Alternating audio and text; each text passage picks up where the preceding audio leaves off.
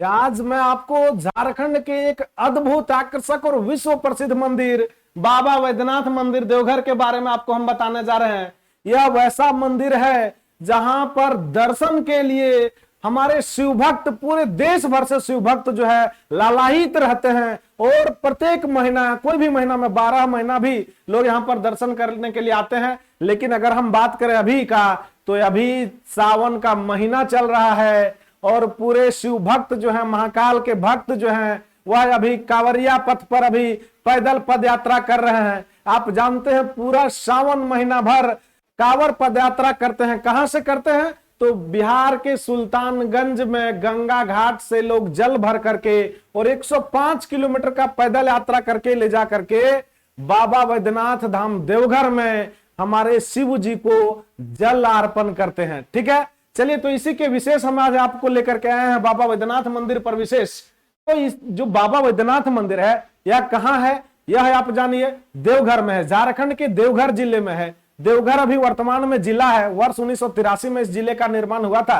पहले यह दुमका जिले के हिस्से में था, अभी यह अपना एक जिला है और यह भी एक प्रसिद्ध जिला के रूप में, झारखंड से एक प्रसिद्ध जिला के रूप में जाने जाते हैं। इसलिए चूंकि यहाँ पर एम्स का भी निर्माण हुआ है बाबा वैद्यनाथ मंदिर के कारण से, यह तो पूरे विश्व में पहले से ही जाना जाता है। लेकिन अभी एम्स का भी निर्माण देवघर में हुआ है, नए एयरपोर्ट का भी, अंतरराष्ट्रीय एयरपोर्ट का भी निर्माण देवघर जिला में हुआ है। ठीक है, तो इसके कारण से देवघर विश्व प्रसिद्ध पहले से ही था, अभी और प्रसिद्ध हो गया है। और आप समझिए कि देवघर जो है वह संथाल परगना, झारखंड के संथाल परगना प्रमंडल के अंतर्गत में देवघर जिला है। ठीक है, और यहाँ पर जो बाबा वैद्यनाथ का जो मंदिर है, हमारे शिव जी का जो मंदिर है, वह पूरे देश के 12 जो कामना ज्योतिर्लिंग मंदिर हैं उसमें से एक कामना ज्योतिर्लिंग मंदिर हमारा जो है वह देवघर का है। ठीक है, और भारत के 51 शक्तिपीठ जो माता का मंदिर है उसमें से एक शक्तिपीठ जो है वह पार्वती का मंदिर भी इसी देवघर के हमारे बाबा वैद्यनाथ मंदिर के प्रांगण में स्थित है। बाबा वैद्यनाथ मंदिर के प्रांगण में जब आप पहुंचेंगे तो वहां पर आपको कुल 22 मंदिर मिलेंगे एक ही प्रांगण में।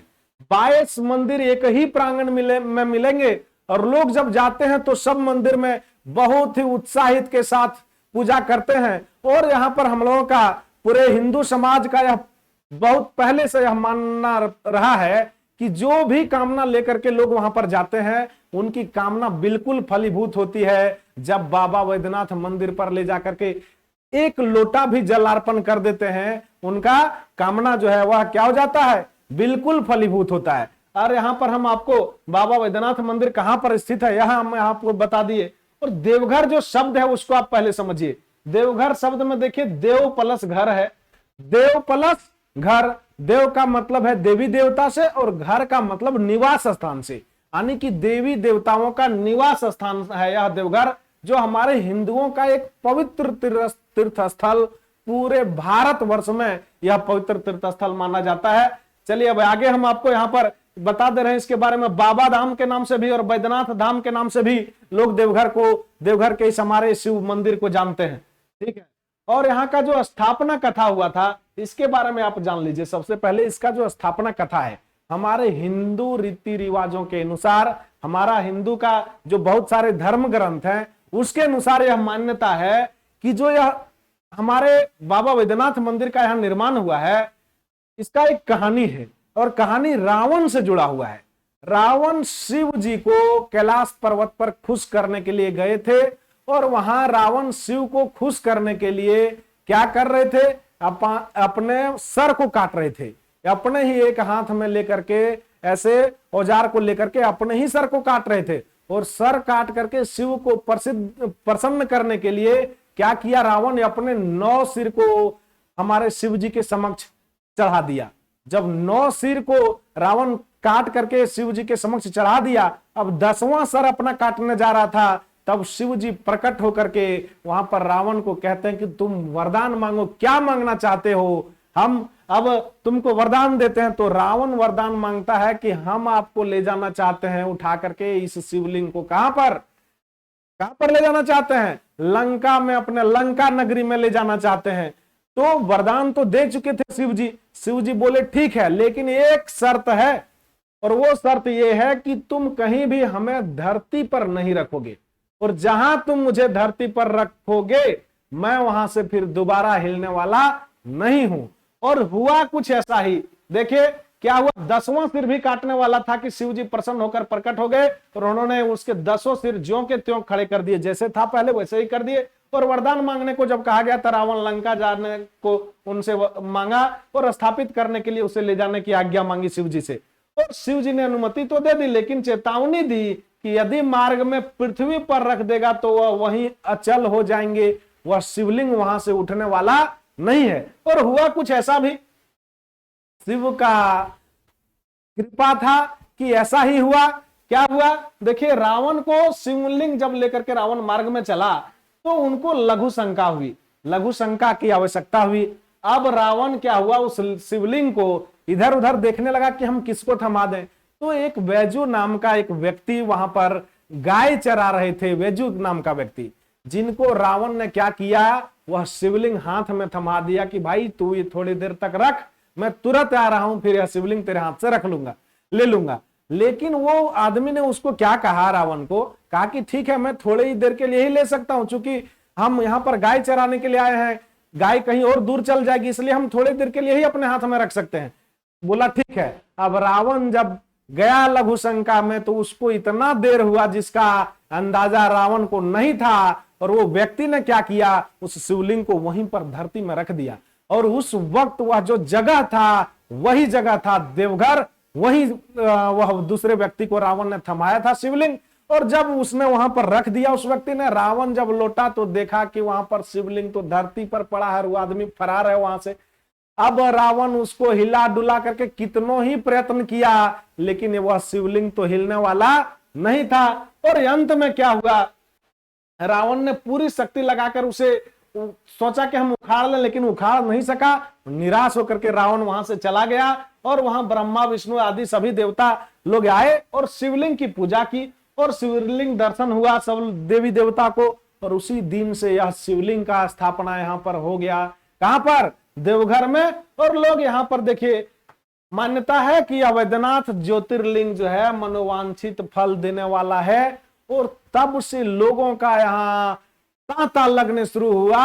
और प्रत्येक महीना 12 महीना यहाँ पर जलार्पण करने के लिए शिव भक्त आते हैं, और बहुत भीड़ बैद्यनाथ मंदिर में देखने को मिलता है। कोई भी दिन आप चले जाइए, भीड़ वहां पर देखने को मिलता है। और यहाँ का जो आरती है, संध्या आरती है, पूरा विश्व में प्रसिद्ध है। संध्या आरती बहुत ही लुभावन होता है, आकर्षक होता है, अद्भुत होता है देखने में।